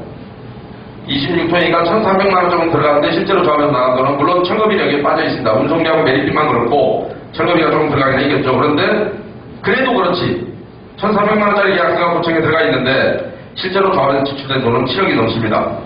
내가 여러분보다 훨씬 센 놈을 보여줘야 여러분이 충격을 좀 덜 받습니다. 그래서 자, 재벌매사단 그런데 성면이 얼마나 나올지 모르겠습니다. 왜냐하면 성면 조사 업체를 선정을 해놨기 때문에 미래 성면이라는 업체가 성면 조사를 한다고 했지 않습니까? 이걸 4,500이 나갔고 그러면 지금쯤은 다 성면이 몇 제곱미터나 들어있습니까? 라는 게 나와야 됩니다. 이걸 조사한다는 용역을 가져갔으면 이 동네 성면 양이 총 얼마입니다. 나올 거 아닙니까? 지금쯤. 그죠? 그러면 얼마쯤 돼야 한다. 재개발조합에 오면 가장 답답한 게 그겁니다. 공사비를 뽑으려면 단가 곱하기 수량이 있어야 될 거 아니에요. 예를 들어 톤당이면 톤당 얼마인데 총 면적이 어떻게 돼서 얼마다라든지 총 수량이 있어서 얼마라든지 이렇게 나와야 되는 여기는 재개발조합 쪽으로 오면 무슨 놈의 계약서가 제목하고 도만 있습니다. 무엇을 하는지를 모릅니다. 아무튼 그러니까 비교를 못하게 해놨습니다. 그런데 참고로 말씀드리면 성면 1제곱미터당 철거비 단가는 약 18,000원 정도 하면 많이 줍니다. 과거에는 13,000원 정도인데 요즘 작업이 까다롭다 해서 좀 많이 올라오고 업체들이 부르는 것은 제곱미터당 약 18,000원 정도 올 겁니다. 그런데 여러분이 그래서 여러분의 지금 건축물이 성면으로 몽땅 뒤덮여져 있다고 한다면 5억쯤은 좀 더 들어갈 것 같긴 합니다만 모르겠습니다. 여러분이 잘 보셔야 됩니다. 여러분 돈입니다. 당면 도삼의 철입이 많이 책정되어 있습니다. 그 다음에 지상물 철거 및 이설비 22억입니다. 제가 제 카페에서 가장 많이 지적하고 있는 사업비 중에 하나가 지상물입니다. 지상물은 뭐냐면 정비사업에 장애가 되는 토지나 건물이나 수목, 나무 이런 거를 지상물이라고 합니다. 그런데 마치 지상물을 어떻게 해석하냐면 이쪽에 보면 도로보호목에서 2009년도 이후에부터 등장하기 시작한 대표적인 허위사업입니다. 왜 이 허위사업이 등장했느냐? 2009년도 초에 용산 사태가 있었습니다. 여러분 기억하시는 끔찍한 용산 사태 이후에 정부에서는 접사에 앞으로는 철거업체들이 주민들을 겁박하고 이런 짓을 못하게 시공사가 철거를 해라라고 하는 법률을 개정하기 시작합니다. 개정 움직임이 있었고 이게 2010년 4월 15일 날 도시정비법 11조 사항을 개정을 합니다. 그래서 3개월 후부터 시행하겠다 해서 7월 16일이 시행 일자입니다. 이날이 그 거지 같은 공공관리제가 시행된 날입니다. 서울시가 클린업 시스템을 만든 날이기도 하고요. 근데 거기에다가 이런 가짜계약서 다 올리고 있고 입찰을 공고하고 있고 해도 가만히 있다고 그랬잖아요. 여러분이 정신 바짝 차려야 됩니다. 그런데 이때부터 그래서 철거업체들은 무슨 움직임이 일어났냐? 이제는 좋은 시절은 다 갔구나. 내년부터는 시공사가 철거를 하면 평당 단가를 10만원도 안 줄 텐데 큰일 났구나. 이렇게 걱정을 하기 시작했습니다. 그래서 마치 지상물이라는 말을 건물을 하나 철거하면 전기 철거 따로 한다. 수도 철거 따로 한다. 가스관 철거 따로 한다. 아니 건물에 붙어있는 수도나 전기 아니면 건물 속에 들어있는 전기 같은 경우는 수도도 건물 속에 들어있죠. 가스관만 옆으로 붙어있고요. 그걸 무슨 수로 뽑아냅니까? 건물 안 부시고 어차피 철거업체가 부실 때 같이 하는 작업인데 요거를 분리해갖고 마치 수도 전기 가스가 지장물인 것처럼 말을 쓱 바꿔갖고 요 계약으로 허위 계약을 통해서 엄청난 폭리를 취하기 시작합니다. 그런데 여러분한테는 지장물 이설이 있다고 하는데 이설은 어떤 놈이가 이전 설치죠. 설마 여러분의 헌 가스관을 수도관을 넣었다 이전하다는 얘기는 아닐 거고 자 구역이 이렇게 있으면 만약에 이렇게 있다 여러분이 여기가 흑석 7이라고 합시다. 근데 여기가 예를 들어 뭐 흑석 8이다 아니면 뭐다라고 하면 수도가 요리 들어와서 이렇게 지나간다고 만약에 치면 여러분이 재개발하기 수도를 여기 막아야 되겠다 철거를 해야 되니까 그럼 이쪽에 수도가 끊기겠죠. 그러면 요렇게 관을 돌려서 요리 이어줘야 될 겁니다. 그래야 이쪽 사람이 물을 먹죠. 이런 경우에 간혹 공사비가 조금 발생하는 경우는 있습니다. 이거는 어떻게 보면 이설이 아니라 관로 우회 공사죠. 내 거를 갖다 이전 설치하는 건 아니고요. 있는 관을 약간 이렇게 이전 설치, 내 입장에서 이전이 아니라 여러 입장에서 이전이겠죠. 이런 경우에 간혹 네 때문에 공사비가 들어가니까 이걸 네가 부담해라라고 하는 경우는 간혹 있을 수 있습니다. 그러나 지장물 이설 그래갖고 그러면 이설 계약을 하려고 하면 도면이 나와야 되고 과연 우리 지역 때문에 수도가 끊기거나 가스가 공급이 끊기거나 전기 공급이 끊기는 지역이 있는지 있다면 뭘 하는데 전기 같은 경우는 참고로 한전이 하고 원인자 부담금을 청구합니다. 맡기질 않습니다. 민간은 조합에서 안 맡깁니다. 근데 수도만 서울시에서 운영하는 그 거지 같은 수도만 업체로 나가라고 합니다. 조합에서. 그래서 뭐 한 1억이면 되는 걸 막 20억, 30억 막 쳐먹습니다. 정말 서울시가 왜 이러는지 잘 모르겠습니다. 그러면서 무슨 놈의 공공관리 클린업 시스템이니 그 짓거리 하고 있습니다. 그런데 아무튼 여기는 여러분이 지장물 이설해놔서 아무도 모릅니다. 뭐가 22억이 들어가는지. 그런데 그동안에는 이 가짜 사업비로 지장물 이제 대표적으로 그냥 계약서 한 장 갖고 쑥 뽑아먹는 돈이었습니다. 여러분도 눈 부릅떠 보셔야 됩니다. 도대체 지장물이 이설이 있으면 네가 말하는 지장물이라는 건 무엇이며 어디서 어디로 이설을 뭐를 하는데 도면이 얼마고 왜 22억이 들어가는지 여러분이 보셔야 된단 말입니다. 그동안에 사는 모든 조합은 이걸 가짜로 뽑아먹기 때문에 드리는 말씀입니다. 그 다음에 쓰레기 집화 시설 설치비 53억 8억 3천 이거는 뭐 여러분이 선택하십시오만은 하나 의문이 들었던 게 있습니다. 쓰레기 집화 시설 좋은 얘기입니다. 그런데 그 업체 지금 선정해야 됩니까? 건물도 안 짓, 철거도 안 했는데, 지어지지도 않았는데, 지금 선정해서 미리 돈 빌려다가 그 업체에다가 계약금을 줘야 할 이유가 있냐 말입니다. 여러분 잘 왜 줬습니까? 준 이유를 아십니까? 아니, 지금 돈도 없어서 여러분 돈 한 푼 안 냈잖아요, 아직. 아직 그것은 건물을 철거도 안 했는데, 뭐 이런 경우가 드네요. 남녀가 둘이 연애해서 좋아서 이 다음에 아들, 딸 각각 한 명씩 낳을 걸 생각해서 이 이름 지어놓고 이건 돈 안 들어가니까 그럴 수도 있습니다. 근데 자, 쓰레기 집합시설 건물이 어느 정도 만들어져야 들어갈 거 아닙니까? 그죠? 지금 업체 선정하는 것도 웃기지만 필요성 여부도 잘 모르겠습니다. 여러분이 결정하실 일이고요. 그 업체에 돈이 나갔더라고요. 근데 그 업체에 돈이 나가기 위해서는 약 나갔잖아요. 그 돈이 나가기 위해서는 돈을 직면에 빌려와서 줘야 한다고요. 3년 후에나 빨라도 3년 후에나 공사를 시작한 업체는 지금 돈을 빌려다 줘야 되는 이유가 뭔지 아시느냐고 물어보는 겁니다.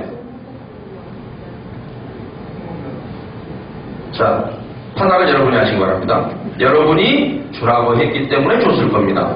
왜냐면 그 안건이 과거에 총회자료에 있었습니다. 그러니까 여러분이 정신 바짝 차리고 제가 끌려가지 말고 여러분 스스로 가십시오라고 말씀드렸고 앞으로 OS가 없는 총회 안건에 대해서 뭐라도 좀 알고 설명이라도 듣고 의견을 하시라고 말씀드린 겁니다. 이런 것 때문에 이번 총회도 정신없이 했칠로? 자, 2주 관리 용역비 9억 1,300 축하드립니다. 자, 2주 관리 용역이 무엇이냐?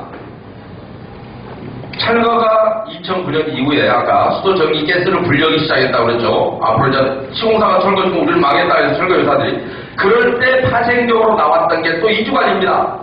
말이 멋있습니다. 2주 관리. 근데 뭐냐? 간단들이 와서 빨리 이사 안 가? 관리 처분 나고 나면 동네 다니면서 막 공포분위기 조성하고 다니는데 그것도 돈 받고 합니다. 이게 2주 관리입니다. 필요합니까? 내가 스스로 이사 가면 될 일이고 근데 그들이 2주 관리 계약서를 해서 내용을 보십시오. 제가 일일이 시간이 없어서 안 읽어드리랍니다. 하나마나 이 소리가 뭔 소리인지 아무리 읽어봐도 모르는 세입자 접촉 또는 이런 게 용역입니까? 조합은 뭐를 합니까? 2주 관리는요 할 필요가 없는 것이 이사를 안 가는 사람은 명도수송하고 법률가가 할 일입니다. 그죠? 최종적인 2주 관리는 뭐예요? 명도수송에서 쫓아내야 될 거 아니에요?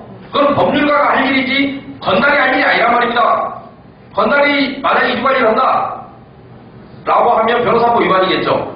근데 계약서에는 버젓이 명도소송 업무 지원해놨습니다. 변호사만 할 수 있는 일은 지가 한다고 해놨습니다. 기가 막힙니다. 뭘 지가 지원합니까? 변호사가 명도소송 할지 몰라서 건달한테 지원받습니까? 이런 계약을 왜 하시느냐 말입니다.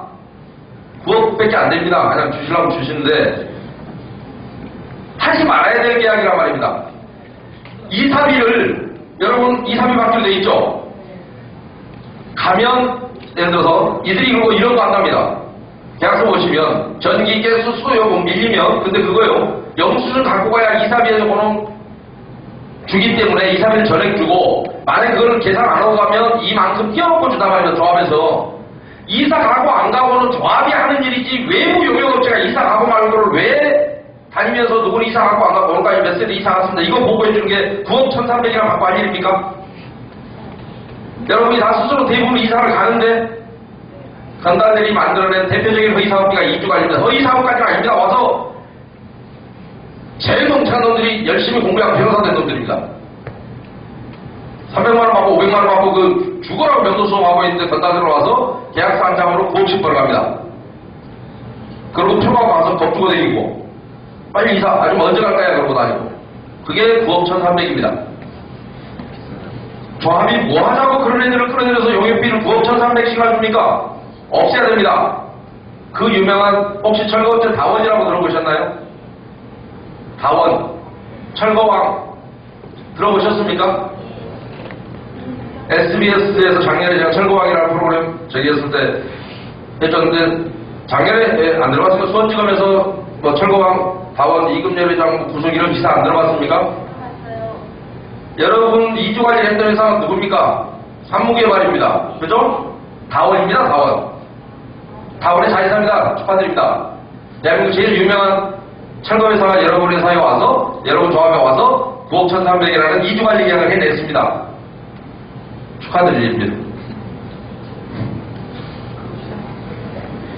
자, 토지 수용 명도수동 11억 8,200인데요. 아이, 이주관리업자가 다 한다는데 또 명도수동 따로 잡아있네요. 수용, 재결, 대표적으로 조합이 뽑아 처먹는 사업입니다. 자, 토지 수용 여러분이 만약에 현금 청산자가 있어서 현금 청산이 제대로 안 이루어진다, 이 사람이 버틴다, 그러면 지방토지수용위원회에다가 수용 재결 신청서라는 걸 씁니다. 혼인신고서만큼이나 한다랍니다. 행정사가 할 때 한 건에 10만원 받습니다. 근데 이런 아까 이주관리하는 업체나 이런 애들이 한 건에 200만원 받아갑니다. 여러분도 제가 양식만 보여드리면 누구나 쓸 수 있습니다. 인적사항하고 주소만 쓰면 되니까요. 혼인신고서만큼 간단하다고요. 그런데 행정사, 법무사도 아직 안 쓴다, 이런 짓거리는. 행정사들이 보면 건당 10만원 받고 합니다. 왜냐면 가서 접수하고 신고를 해줘야 될 거 아니에요. 지방토지수용회에 갔다 와야 될 거 아니에요. 서류 순서대로 묶어야 되고 하니까. 그런데 200만원씩 뽑아 처먹습니다. 근데 여러분들 한번 보십시오. 자, 이주관리가 9억 1,300이 또 얼마나 웃기냐면, 자, 400세대로만 나눕시다. 세대당 한 200만원 되는 돈입니다. 가만히 있으면, 아니, 업체가 200만원 줘야 여러분 이사합니까? 아니, 그 용역업체가 한 집당 200만원씩 받는 용역이 자동으로 이사 가버리면 그 업체는 200만원 그냥 생기잖아요. 예? 나눠서 생각해 보시라고요. 소송을 해도 200만원이면 합니다. 전 세대가 안 나갔을 때 소송하면 그 정도 들어가겠네요. 단체로 하는데 무슨 200주 같습니다. 소송도 들어가서 할 수 있습니다. 집단으로 하니까. 근데 명도수송비하고 수용재결비가 11억 8,200이 있습니다. 이후에 9억 20억 넘습니다. 축하드립니다. 어쨌든 개판입니다. 하수도 원인자 부담금 아까 있네요. 상하수도는 아까 저기에서 뭐 따로 있습니다. 그건 시에서 부과하는 거니까. 도시가스 시설 분담금도 따로 법정 부담 비용이라고 따로 나와 있습니다. 그런데 아까 가스 무슨 이설, 지장물 이설이라고 22억 잡혀 있었습니다.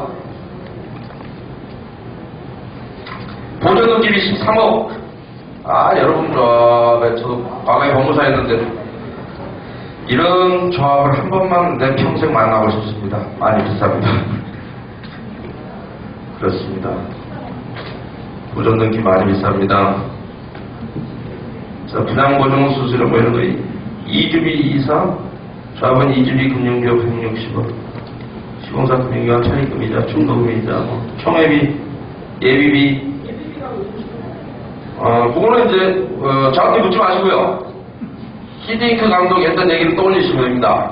아직도 나는 배가 고프다, 뭐 이런 거 있지 않습니까? 그래서 예비비로 50억을 빼놨습니다. 넉넉히 잡았지만, 아직도 배가 고픈 모양입니다. 예비비에 대해서는 그렇게 설명을 드리는 걸로, 예비비 본연에. 그런데, 제가 얘기하다 보니까 시간이 자꾸 가네요. 여러분, 처음 만나서 참 해드릴 말씀도 많은데, 한 가지만 우리가 이런 얘기 하지 않습니까? 사람이 죄 짓고는 못 산다, 뭐 이런 얘기 하는데, 죄 짓고도 삽니다. 그 말씀을 한마디만 더 드려보다가 제가 그 말씀 잠깐 드리려고 소개하려고 책을 적어놓은 게 있었는데요. 저는 그렇게 배웠는데, 주로 연세 드신 부모들이 쓸데없이 애들을 잘못 가르칠 때 쓰는 게 그런 거잖아요. 야, 이놈아, 죄 짓고는 못 산다. 나쁜 짓 하지 마라 이랬잖아요. 근데 죄 짓고 삽니다. 자, ABB 집행 내역 2014년도 3월달 총회 자료입니다. 여러분한테 나는 무슨 죄를 지었다고 다 보여줬는데 여러분이 뭐 죄 짓고 삽니다. 여러분이 용서하니까요. 변호사 선임 비용, 도시민 주관경 정비법 제81조 위반으로 벌금 100만원 약식 명령을 받았는데 변호사 비용으로 1,100만원을 썼답니다. 자기가 잘못해서 형사처벌을 받았는데 고소는 여러분이 했을 거 아닙니까? 조합원이 고소했을 거 아니에요. 저 사람이 자료공개 안 합니다라고. 그래도 이 조합 돈으로 갖다 변호사 사버리고, 야, 그거 멋지네요. 업무상 횡령입니다. 업무상 횡령이라고요. 단체의 돈을 개인 용도에 갖다 썼지 않습니까? 내가 사회적으로 죄 지었는데 조합돈 갖다가 내가 변호사비를 준다고요? 그러니까 여러분 고소하시지 말란 말입니다. 여러분 돌아가보니까 고소를 해서 저놈이 잘못했다 했더니 여러분 돈 갖다가 변호사비용 주잖아요. 그러니까 용서하셔야 됩니다.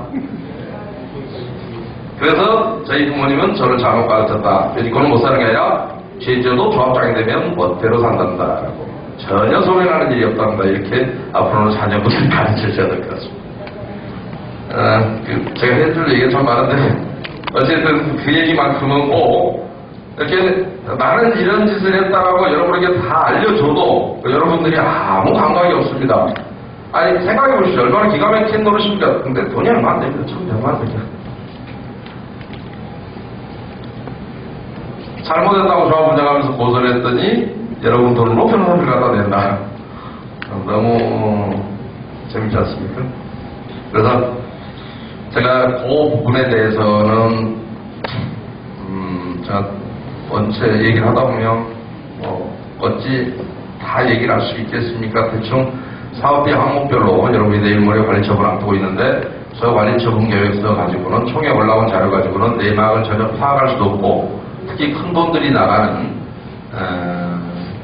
901 매입 비용이라든가 이런 게 막 100억 이상 늘어났는데 제가 구체적으로 얼마를 여기 잘못했습니다를 설명해 드렸으면 참 속이 시원하겠는데 자료가 없으니 전들 알 수가 있나요? 그래서 좀 답답한 마음에 약간은 추상적이고 약간은 개발적으로 설명을 드렸습니다만 앞으로 여러분들이 관심을 갖고 지켜봐야 될 내용 중에 하나인 것 같고요. 많은 분들이 궁금해하시는 사항 중에 하나가 뭐냐면 자, 감정평가액이 내가 너무 낮다 이런 얘기입니다. 자, 비례율이라고 이제 여러분이 관리처분 단계에 오면 조합원들이 다 압니다.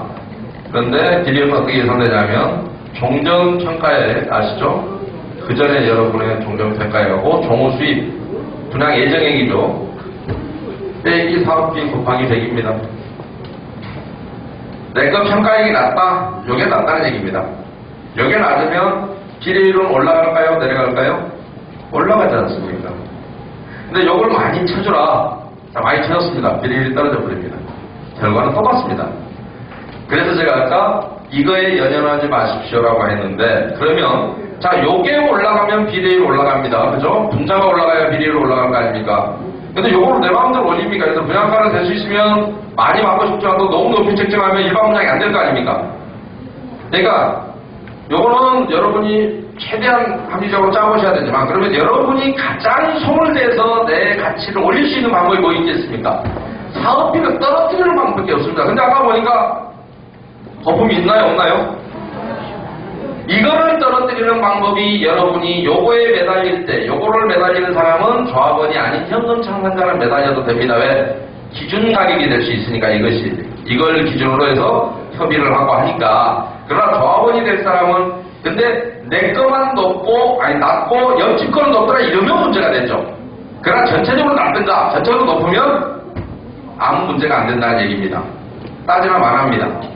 그런데 물론 이 평가액을 여러분들이 전체적으로 공개가 돼야 되고 아까 관리처분 계획서를 제가 여러분은 코끼리 다리만 왔다 하는데 원래 관리처분 계획서가 다른 조합입니다. 이 조합도 처음부터 잘했던 게 아니라 옥수 13구역인데 저한테 무효 판결을 받고 나서 이제 관리처분 계획서를 이렇게 다 공개하기 시작합니다. 이렇게 깨알같이 개인별로 권리금 관계, 현금 청산 금액들, 이주비 지급 금액들이 이렇게 쭉 이렇게 나와줘서 여러분이 이런 자료를 보고 아주 깨알같이 지금 안 보입니다. 그래서 내 거 평가액도 옆집하고 혹시 조합의 이사나 조합장들 거는 높게 돼 있고 내 거만 낮은가 이런 거를 개인적으로 보고 비교를 해볼 수 있어야 됩니다. 그렇죠? 혹시나 반칙이 있나 싶어서 그런데 이걸 공개를 하지 않기 때문에 총회 자료가 저렇게 엉터리로 약식으로 48조 1항 5만 보여주기 때문에 여러분은 아까 말씀드린 현금 청산도 이렇게 많은데 막 금액이 왔다 갔다 다 틀린데도 불구하고 어느 게 정확한지를 알 방법은 여러분 입장에서는 없었다라는 말씀을 드리고요. 아까 종전평가에 물이 났습니다라고 말씀하셔서 그거에 대한 이해를 돕기 위해서 이거는 크게 여러분이 집착할 일이 아니라 오죽 이거는 올려야 되고 이거는 내려야 된다는 사실만 여러분이 기억을 하신다면 총회에서 정신 바짝 차리셔야 되고요. 그 다음에 제가 이제 일단 질문을 받도록 하겠습니다. 저희들이 이걸로 이제 끝 마치고요. 그런데 그러기 전에 이런 모든 행위를 그러면 앞으로 시정하려면 어떻게 하겠느냐라고 하면 이거 설명해 오셨던 분들이 저한테 우리 사무실에 오셨던 분들을 위해서 제가 저기 됐는데 그렇다면 여러분은 앞으로 OS한테 끌려가지 않는 총회를 하셔야만이 성공합니다라고 얘기했습니다. OS가 끌려가면 여러분은 OS 때문에 와서 뭐 서명을 내주시면 내줬지만 단 한 번이라도 그 안건에 대한 설명을 제대로 들은 적이 있냐고요. 원래 조합에서 제대로 된 안건은 안 올리고 OS는 아무 얘기도 안 해주고 나는 도장을 찍어줬을 뿐이고 돈만 내시면 됩니다. 그러나 앞으로라도 정신을 좀 차리고 하시려고 하면 OS가 조합원 총회에 개입하지 못하도록 해야 되고, 개입하지 못하고 여러분에게 도장을 받으려면 최선 다해서 여러분에게 사업의 안건이나 내용을 설명하고 여러분이 납득할 때까지 설명을 해서 그럼에도 불구하고 찬성 반대해서 여러분이 의결권을 행사해야 될 겁니다. 그렇다면 앞으로 총회 개선 방법이, 운영 방법이 좀 개선이 돼야 되고, 그래서 제가 도와드리는 모든 조합들은 인터넷으로 의결권을 하고 OS가 만약에 예비를 갖고 오는 것을 무효 처리하기로 하고 정관들을 바꾸고 있는 중입니다. 그것을 여러분과의 사이에 OS를 떼어내지 않으면 조합이 바로 설 수가 없고, 그 다음에 두 번째는 제가 총회를 만약에 그런 식으로 정관이 바뀌고 주관한다면 여러분 총회를 진행을 어쩌면 제가 할 수도 있습니다. 그렇다면 저는 기필고 양심을 걸고 여러분들에게 이 사업의 안건은 잘못된 것이다. 물론 올리기 전에 제가 봐야 된다면 조합은 저한테 먼저 법률을 받아야 될 겁니다. 이걸 왜 이런 안건을 올리느냐, 이건 잘못됐다 라고 하는 누군가가 여러분과 조합 사이에서 지켜줄 수 있는 사람이 있어야 되는데, 사실은 그게 정비업체여야 되는데 정비업체가 이 짓을 주도적으로 하고 있는 놈이 그놈이니 믿을 방법이 없지 않습니까? 그래서 그런 부분들에 대한 여러분이 개선책을 좀 마련해야 이 다음에 할 수 있다는 생각을 드리고, 그 다음에 내가 잘못한 사람한테 자 고치십시오 하면 고칠까요 안 고칠까요? 지금까지 관리처분쯤 왔으면 여러분은 이제 사업으로 얘기하면 중간 평가를 받는다고 생각하시면 되죠. 기존의 임원들이 여기는 임기도 3년으로 해놨습니다. 길게도. 그런데 대부분 조합과 2년으로 되어 있습니다. 최소한 2년에 한 번 정도는 민주적으로 그동안 했던 조합의 사업이나 평가를 받아서 잘 못했다면 새로운 임원이 들어가고 여러분이 골고루 참여할 수 있는 그런 조합이 돼야만이 아마 민주적인 조합이 운영이 될 것 같아서, 아마 여기 오신 분들이 어제 정관 변경하고 임원 연임으로 올려버리면 여러분은 또 대책 없이 당합니다. 옛날에 한 사람들이 그냥 또 하겠다라는 안건 올리기 전에 이번에는 임기 만료가 되면 중간평가를 받아보니 우리 조합이 썩 그렇게 잘한 건 아니다. 그리고 정관 앞으로는 절대 우리가 설명을 듣고 총회 의결하겠다. 총회 자료가 이따위로 알지도 못하게 올라오면 우리는 봐도 모르니까, 이 총회 자료가 너무 미비해서 여러분들 봐도 판단 못합니다. 이게 무슨 안건인지도 모릅니다. 그리고 제가 총회 자료 보면서 느꼈던 건 뭐냐면 또 보면 대의원의 위임입니다. 총회에 산 내용을 왜 대의원의 위임입니까? 제가 지금 지적하자면 한도 끝도 없습니다. 대의원이 뭘 한다고? 뭐 교회에도 무슨 대의원의 위임, 그러면 교회를 얼마나 돈을 퍼줘버릴지 모릅니다. 뭐 건물도 지어준다는 소문도 있고 이렇습니다. 그거 말이 안 되는 얘기입니다. 누구는 인상불이 울고 누구는 도라지 먹어야 됩니까? 똑같습니다. 구역 내에는 법규는 그렇게 생겼습니다. 그래서 그런 부분들 앞으로 여러분이 처리해야 될 부분이 많을 텐데, 지금쯤은 그래서 과연 그냥 기존 임원한테 연임을 맡길 것이냐, 내년 3월에는 아니다. 조합원 중에도 분명히 내용을 알고 똑똑한 사람들이 있을 것이니 경선을 해서 비전을 좀 명확히 제시하는 그런 조합원이 나와서 다시 조합을 좀 끌어가야 되지 않느냐라고 해서 아마 총회 개최 요구서를 준비하신 것 같습니다. 그래서 그거에 대한 걸 좀 돌리시고 설명을 좀 하시기 바랍니다. 그리고 그 중간에 거기에 나눠주시고 나면 제가 다시 올라와서 잠깐 질문 받도록 하겠습니다. 한 5분 쉬시면서도 작성하시고 지금 돌리세요. 하시고 제가 다시 질문을 받는 것으로 그렇게 하겠습니다. 아까 중간에 질문하신 분 제가 마지막에 답변을 드리도록 하겠습니다.